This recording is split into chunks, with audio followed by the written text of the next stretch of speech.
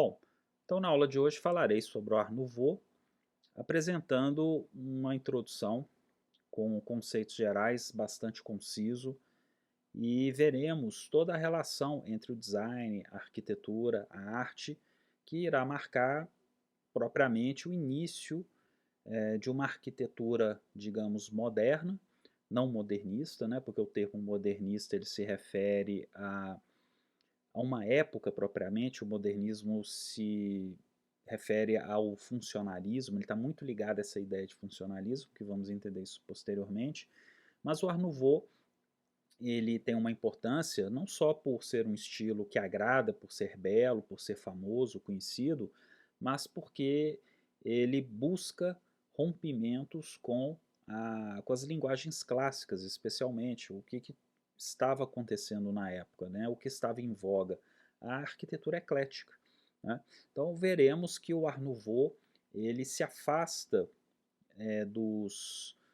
das linguagens clássicas, das ordens greco-romanas, por exemplo, ou de revivals historicistas, como o neogótico, o neobarroco, por exemplo, e busca uma linguagem mais autoral baseada nos elementos da natureza e também da fauna, né? Ou seja, a fauna e a flora são temas centrais dentro desse movimento Art Nouveau. Então aqui vamos conhecer um pouco é, do que foi todo esse movimento, com alguns personagens de referência, e entender essa evolução, o que foi acontecendo até surgir propriamente o que é conhecido de Art Nouveau, né? Então é importante vermos que tem alguns antecedentes, né? E quais são esses antecedentes? Vamos retornar naquelas aulas, naquelas explicações sobre o romantismo, a questão do medievalismo romântico, que foi fundamental para a valorização ali da arquitetura neogótica, né? Característica do movimento romântico, o movimento dos pré-rafaelitas e o movimento do Arts and Crafts. Então, o que esses movimentos, o Arts and Crafts especialmente, ele irá propor? Né? O termo industrial design ele surge nesse momento. Né? Então, a própria palavra design, como conhecemos hoje, ela vem dessa época, que é a ideia é, da, da integração entre as artes, né, diante de um mundo, né, como o próprio Ruskin está aqui, né, descrito, né, o Ruskin, John Ruskin, ele reagiu contra a impoeticidade do mundo industrial e reivindicou um retorno ao artesanato amoroso e paciente dos séculos medievais e da sociedade quatrocentista, enfatizando o misticismo e a profunda religiosidade. O Ruskin, assim como outros românticos tardios, eles observavam na Revolução Industrial um vício e uma degradação do gosto. Né? Qual que é o sentido do gosto? Ou seja, a indústria estava oferecendo e fabricando objetos relacionados com a arte, com a arquitetura, com o mobiliário, entre outros elementos familiares, que estavam já se afastando de uma boa produção, né? Uma boa produção no sentido de peças ah, que contivessem um bom design, né? Uma boa arte, e estava levando a uma cultura de mau gosto, uma cultura de quinquilharias, de bugigangas e confusões estéticas do ponto de vista desses intelectuais dessa época, né? Que abrangem não só poetas, mas artistas, arquitetos e demais pensadores, né? Então, o movimento Arts and Crafts ele vem para justamente, né, fazer a glorificação da beleza artesanal e sua proposta de um retorno ao trabalho manual, opondo qualquer contaminação entre industrialização e natureza. Ou seja, o que o movimento Arts and Crafts, que, né, veremos separado também, ele indica, ele propõe que mesmo que o objeto artístico ou objeto utilitário seja produzido em massa pela indústria, ele precisaria ser feito pelas mãos de um designer, né, de um profissional capacitado que tenha uma formação erudita em arte, em arquitetura, em história, para que ele possa então desenhar, projetar, ser o designer e, e esse produto pode ser tanto manual, manufaturado, a moda antiga, ou também ser enviado para a indústria e ser produzido em série, ser produzido em massa. Então, o medo aí dos românticos tardios, do arts and crafts, desses designers, né, como o William Morris, por exemplo, ou o próprio Ruskin, era que aquela indústria que queria apenas vender maciçamente oferecesse ao mercado uma série de quinquilharias. Isso não era bem visto por uma geração muito preocupada com o avanço de uma indústria de uma forma desenfreada. Então surge, é proposto essa figura do designer. Né? O designer é aquele ligado à indústria, né? Um industrial designer, que irá produzir objetos, edifícios, mobiliário, papel de parede, ou seja, vários tipos de produtos, né? Inclusive cerâmica, enfim, que possuísse então uma formação. Essa formação tem muito a ver com o que até fazemos hoje nas escolas e nas universidades. Né? Nós temos informações, disciplinas, cursos específicos que irão compor no total ah, uma boa parte da nossa formação profissional e da nossa formação intelectual.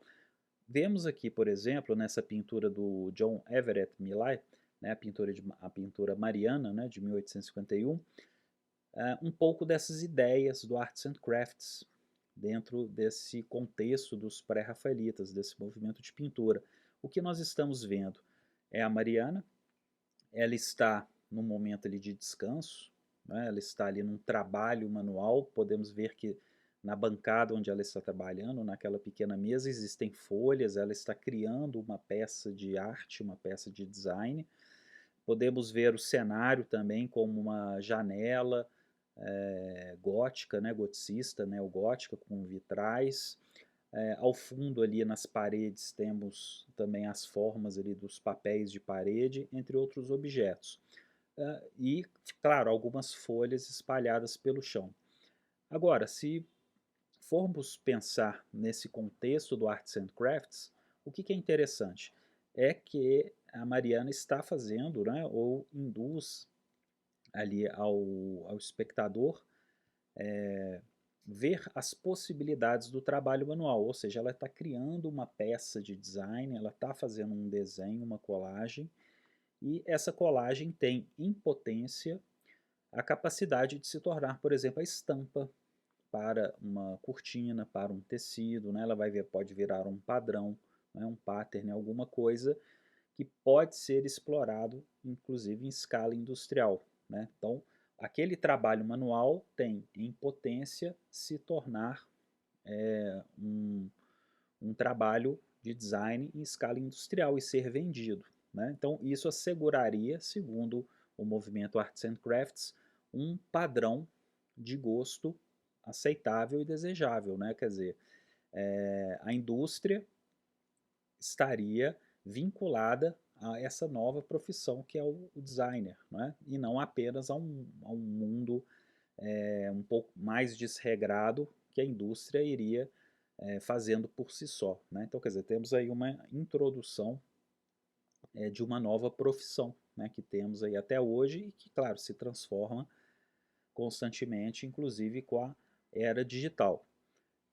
Então, quais são alguns princípios? Né? Vemos aqui, por exemplo, um tecido de mobiliário do William Morris, líder do movimento Arts and Crafts, de 1883 aqui. Esses desenhos, como vemos aqui, com essas formas florais, folhas, flores, né? Elas são feitas à mão. Né? Primeiramente, elas foram criadas por mãos humanas e depois elas foram transferidas para outros suportes para serem aplicados pela indústria. Mas o que é importante? Antes de tudo, teve uma mão humana que criou, que concebeu esse desenho, e esse desenho ele também terá referências eruditas, intelectuais ou populares, né? Como, por exemplo, temas medievalistas, como vemos lá iluminuras dos monges medievais ou das artes celtas, das artes bárbaras, naquele período do início da Idade Média, né? Então, Arts and Crafts, do inglês Artes e Ofícios, foi um movimento estético surgido na Inglaterra na segunda metade do século XIX. Defendia o artesanato criativo como alternativa à mecanização e à produção em massa. Então, é importante lembrar que eles não são oponentes, inimigos da indústria, mas a indústria deve se harmonizar com os artistas, com os designers, né? Pregava o fim da distinção entre o artesão e o artista, incluído também o arquiteto, ele, em vários momentos, né? Ou seja, aquela ideia de belas artes, né, de artes maiores e artes menores, como foi colocado lá no Renascimento, né, um assunto também muito extenso, é proposta essa diluição dessa divisão, né? Ou seja, o artesão e o artista têm o mesmo nível de importância porque eles trabalhariam, né, segundo o movimento, para um bem comum, né? Um bem comum que estaria inclusive integrado na própria vida, né, na própria arquitetura, nos próprios ambientes, né?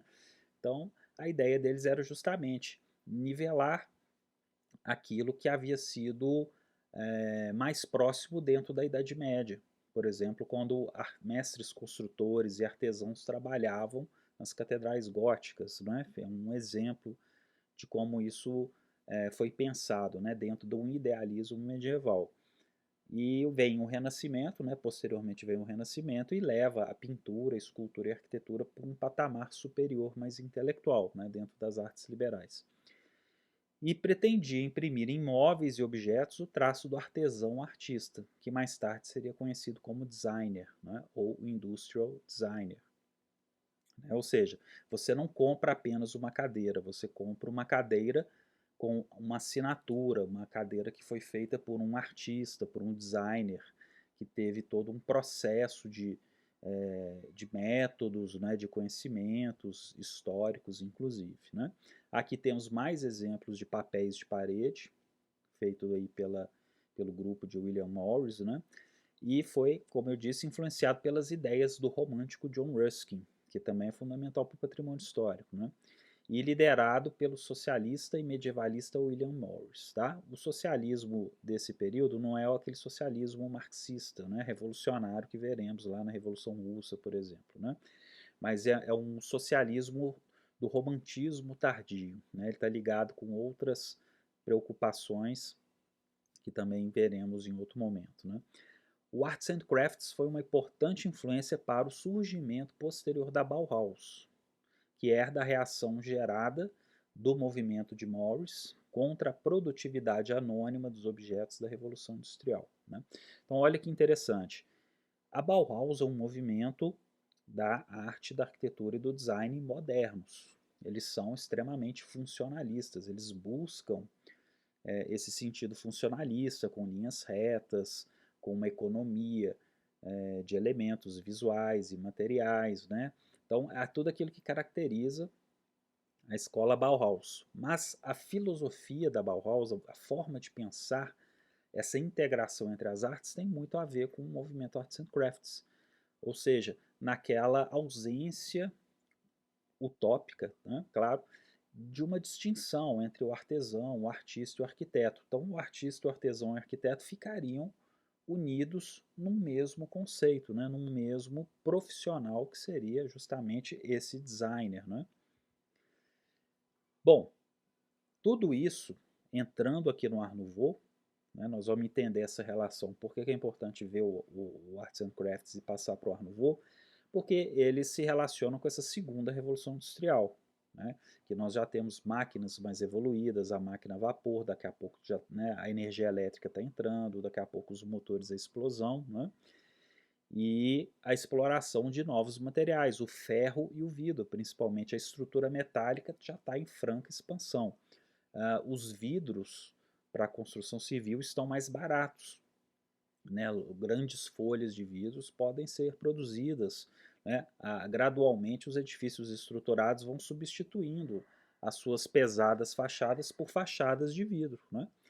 Então temos aí avanços tecnológicos também na área gráfica, por exemplo, na litografia, que é uma técnica de impressão que vai barateando os custos, né? Então, cada vez mais as artes gráficas, os artistas gráficos vão desenvolvendo essas possibilidades, né? A gente vê, por exemplo, nos cartazes da época, né? Nos cartazes de teatro, na publicidade, onde a boa parte era feita aí na técnica da litografia. E o termo Art Nouveau propriamente, vamos ver o que é esse Art Nouveau, né? Na França, ele nasce na loja Siegfried Bing, né, aberta em Paris em 1895, com itens do Japão, Índia e China, com cerâmicas, estampas e telas. Tá? Então, o Art Nouveau ele tem vários nomes, ele é conhecido por vários nomes em vários países. Na França, ele é chamado de Art Nouveau, que é inclusive um termo, um nome adotado inclusive pelos brasileiros, né? Na Alemanha, Jugendstil, estilo da juventude. Na Áustria, ele é chamado de Secessão. Na Itália, de estilo Liberty, por causa de uma loja, né? Liberty que havia na Itália, né? Na Inglaterra, Flower Art, né? A arte florida, a arte das flores, né? E em Portugal, o Art Nouveau conhecido por arte nova, né? Quer dizer, uma tradução literal. Lembrando que podem existir pequenas diferenças, né? Assim, mais regionais, mas basicamente eles têm o mesmo conjunto, né? O mesmo contexto. O japonismo, né? Nós não temos tempo para falar do japonismo como um todo aqui, porque são várias e várias imagens para ilustrar a influência das artes japonesas, não só nas artes gráficas, no design, mas também na arquitetura. Ele influencia praticamente todos os níveis das artes decorativas também, especialmente, né? Então ele vai influenciar os pintores impressionistas, os pós-impressionistas ali como Van Gogh, né? Veremos o Gustav Klimt, um grande nome também do simbolismo Art Nouveau, né? E o que se destaca do japonismo é a chegada na Europa de grandes obras de gravura, de xilogravura, ou seja, gravuras feitas em matrizes de madeira que vieram do Japão, como essas aqui que estamos vendo, né, de Okusai, a famosa grande onda de Okusai, né, por exemplo. Então, essa ideia de uma obra de arte mais bidimensional vai ajudar a quebrar aquelas tradições renascentistas da perspectiva, do ponto de fuga, tendo obras de arte mais chapadas, que inclusive irão levar às ideias bidimensionais do cubismo, né, mais adiante. Por exemplo, nós vemos aqui dois quadros, né, um de Van Gogh e um de Gustav Klimt. Nós podemos perceber, inclusive na pintura de Van Gogh, o fundo repleto de gravuras japonesas que o Van Gogh tinha, colecionava. Né? Vários artistas dessa época que conviviam nesses círculos impressionistas, eles colecionavam essas gravuras japonesas e admiravam essas formas. Então isso é registrado pelos próprios artistas. Né? E como elas eram baratas, não eram muito caras, artistas que eram mais pobres, como Van Gogh, podiam adquirir e ter acesso, ter conhecimento. Então, cada vez mais, essa bidimensionalidade ela vai entrando no cenário, vai mudando, né, alterando a forma de se pintar, de se desenhar, abrindo a arte para o século XX. Tá? E a arte japonesa já era comercializada desde o século XVII pelos portugueses, né, e depois os holandeses, passando ali pelos períodos de isolamento do Japão. Né. Então, quais são as características? Composição bidimensional, pinturas mais chapadas, né, sem aquele uso de perspectiva, ponto de fuga, né, que foi tão, né, continua, né, mas que era praticamente uma regra, né, de pintura, de desenho das academias. Cores sintéticas, uma redução das cores, não uma simplificação, e composições mais assimétricas, né, valorização de temas mais orgânicos, né, também. Né, e a própria técnica da litogravura. Agora nós vamos entrar aqui nessa cadeira, né, essa cadeira do McMurdo, né, a cadeira projetada, a famosa cadeira, né, de McMurdo.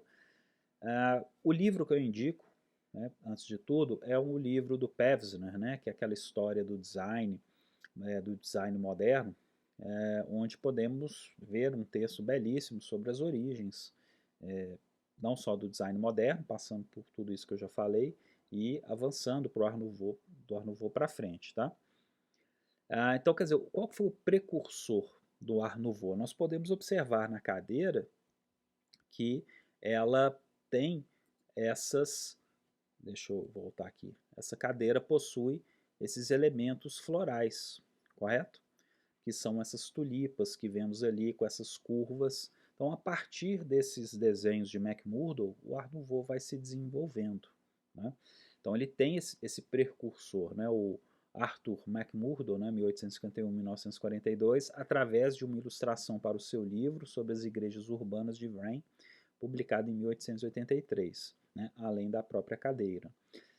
O McMurdo ele foi arquiteto, designer, pioneiro do movimento Arts and Crafts, né? Estudou na Escola de Belas Artes e Desenho de John Ruskin, em Oxford. E com Ruskin, viajou para a Itália, momento em que Ruskin fazia profundas pesquisas que levariam a sua célebre obra As Pedras de Veneza, marco na história das teorias de conservação e restauração de arte e arquitetura. As Pedras de Veneza é um dos livros fundamentais para a teoria da conservação e restauração, quando o John Ruskin defende, nesse contexto, a ideia da ruína, né, de manter as ruínas e não reconstruir edifícios, né, entre outros pontos. Então, outros projetos do McMurdo foram os projetos do Hotel Savoy e casas particulares e os hotéis Cadogan Gardens, né? E como um homem da sua época, influenciado pelo ecletismo clássico, né? Porém, o McMurdo torna-se um precursor do movimento moderno do Art Nouveau. Nós veremos em outros exemplos, mas isso é fácil constatar, que o próprio ecletismo depois vai abraçar o Art Nouveau. Então é possível ver edifícios ecléticos com esses elementos curvos, né, curvilíneos. E já podemos ver aqui algumas questões formalistas, né? Por exemplo, desenhos assimétricos, desenhos que utilizam as formas vegetais, flores, galhos, né? E posteriormente os animais, né? Aqui são as capas, né? São os desenhos criados por McMurdo, né? Também seguindo não só uma estética floral, uma estética ligada à natureza, mas também remete a certos elementos do japonismo. As curvas, nós podemos ver inclusive aqueles dragões, né, aquelas figuras muito utilizadas não só no Japão como na China também. E em 1882 ele funda, né, baseado nos ensinamentos de William Morris, mentor e fundador do Arts and Crafts, o Century Guild of Artists. Então, por que é importante essa ideia de guilda?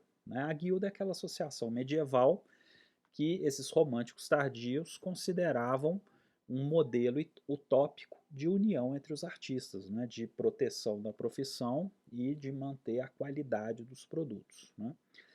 E sua intenção era produzir móveis e objetos decorativos de qualidade dentro do princípio do industrial design, justamente aquela introdução que eu fiz, né. A indústria ficaria resguardada de objetos de bom gosto, né, digamos assim, de qualidade, porque eram feitos por um profissional de design, né, e não apenas por uma indústria que se interessaria mais pela venda, né, pelo lucro e tal. Oposição aos de baixa qualidade oferecidos pela indústria massificada, né? Então, nesse ambiente, o McMurdo desenhou e projetou tecidos, tapeçaria, papel de parede e objetos de metal com estilos florais. Já temos aí propriamente o Art Nouveau surgindo, né? Quer dizer, ele, um homem que vai criar, que vai abrir as portas para tantos outros que já estão vindo na mesma sequência, nesses mesmos conceitos, né? Então vamos fazer aqui algumas relações interessantes com o movimento que está acontecendo. Temos, por exemplo, não podemos chamar de Art Nouveau, mas segundo Pevsner, ele é um pré-Art Nouveau. Por quê? Nós temos na escola de Chicago, com aqueles grandes arranha-céus de estrutura metálica que vão, né, claro, revolucionar toda a história da arquitetura, essas ornamentações, como vemos aqui de ferro fundido, né, por Louis Sullivan, no Guarantee Building, entre outros edifícios, né, de William Le Baron, ou seja, dos edifícios ali da escola de Chicago. Nós podemos perceber aqui que são elementos que vêm de todo daqueles revivals medievalistas típicos do século XIX, como por exemplo as influências celtas, bárbaras, anglo-saxônicas, que remetem àqueles desenhos dos vikings, dos bárbaros, dos anglo-saxões, dos monges que faziam as iluminuras, né, nos livros, nas bíblias da Idade Média, né? Então isso é transmitido para a arquitetura, para esse design que está nascendo, como podemos ver, por exemplo, nessas escadarias de ferro fundido ou nos elementos de fachada, como estuques, né? Então haviam moldes que não só faziam a linguagem clássica tradicional, né, das ordens greco-romanas, né, o dórico, o jônico, o coríntio, né, dentro do ecletismo, mas também trazendo os elementos medievalistas. Tá? Então, os elementos medievalistas, claro, caracterizam mais o romantismo. Um nome importantíssimo que vem explodir esse movimento, né, o Art Nouveau, popularizá-lo e torná-lo mundialmente famoso, é o famoso Mucha, né, o Alphonse Mucha, né, ou Mucha, né, dependendo aí da pronúncia, né, aportuguesando, né, Mucha, né, mas o Mucha, ele tem um retrato, né? Quer dizer, ele faz esses retratos, ele já usava a fotografia como base para suas pinturas e, ah, e nós já vemos, né, com bastante obviedade os temas da natureza, né? As flores, os temas floridos, alguns elementos como essas garras que vão fazendo molduras, como se fossem aqueles livros medievais, né? E a natureza se torna um tema central, tanto para a flora quanto para a fauna. Então, principalmente os insetos, né, na fauna, né, os insetos como a libélula, os besouros, a borboleta, né, escaravelhos, né, são animais ali explorados por esse movimento. E o Pevsner tem um apontamento aqui que eu acho muito interessante. Eles necessitavam de formas que expressassem o crescimento natural não produzido pelo homem, formas sensuais e não intelectuais, né? Ou seja, formas da natureza, plantas, raízes e insetos. Então, o designer, o arquiteto, o artista, ele busca esses elementos que não são oriundos do homem, como por exemplo a própria linguagem clássica, ou daquela linguagem historicista, né? Mas de como se fosse uma natureza espontânea, uma natureza, claro, artificial, que vai penetrando na arquitetura, vai penetrando no design. Então imagine uma cidade tomada por aqueles edifícios despersonalizados, né, muitas vezes em bairros onde vão só apenas se construindo ali caixotes, mas a natureza começa a tomar isso de tal forma, né, poética, e isso é apresentado ali pelo movimento Art Nouveau, né? É também uma das formas de entendermos isso, né? De trazer aquela ideia romântica da natureza para um meio urbano, né? Isso seria, claro, de uma forma artística, de uma forma de design, né? Aqui vemos o livro de Kells, famoso livro daquela época da arte insular, né, iberno-saxônica, ali do mosteiro, né, do convento de Lindisfarne, século VIII, século IX, na Inglaterra, na Nortúmbria, na época das invasões dos vikings, né, onde esses livros medievais, as bíblias, os saltérios, eram ilustrados com um preciosismo sem igual, onde temas bárbaros são misturados com temas cristãos, né? Então, isso é bastante presente. E podemos comparar aqui com essa pequena figura, né, também do Mucha, né, essa figura feminina, né, em volta desses elementos orgânicos, né? Então nós vemos que tem uma moldura externa que se parece mais com garras, né, com presas de animais, por exemplo, uma garra de uma aranha, né, uma presa de uma aranha ou o ferrão de um escorpião, por exemplo, né? E, claro, um preciosismo no tratamento e aquela bidimensionalidade que eu havia comentado do japonismo, né? Nós não temos ali uma perspectiva, né? Um fundo, um cenário que projeta uma grande distância, né? Bom, então vemos outras ilustrações do Alfons Mucha, né, Mucha, onde podemos perceber claramente como que as obras do Art Nouveau, as peças gráficas, os cartazes, as pinturas também, né, e objetos integrados, como veremos daqui a pouco na arquitetura, a parte 2, inclusive, de introdução, ela se dedica bastante à arquitetura, né? Ela possui essas molduras com temas florais, com temas orgânicos, que são árvores, flores, né? O próprio vestido das mulheres, muitas vezes, são aqueles kimonos japoneses, né? Ou seja, o japonismo ele vem em diversos aspectos, né? E claro, né, o Art Nouveau ele se conecta com outro movimento que é maior, culturalmente maior, que é o simbolismo, né? O simbolismo por si só são, né, precisam de mais explicações que não cabe aqui no momento, né? Porque tem várias vertentes dentro do simbolismo, né? Inclusive na poesia, na literatura, né? Enfim. Mas podemos ver que como o Art Nouveau, ele graficamente ele possui cores chapadas, cores mais sintéticas, claro, né, devido às influências japonesas. E também há uma formação de uma tipografia, ou seja, essas fontes, né, como chamamos hoje, né, pelo computador, mas a tipografia Art Nouveau também, ela vai ser desenhada, vai ser característica, como veremos nos metrôs de Paris, né?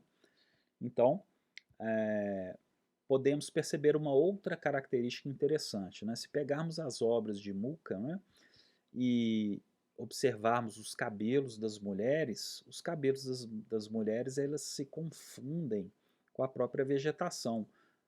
Tem determinadas obras que não conseguimos nem distinguir, né, onde termina o cabelo da mulher e começa as árvores, a vegetação, os galhos, os cipós, né, porque tudo vai se fundindo numa coisa só.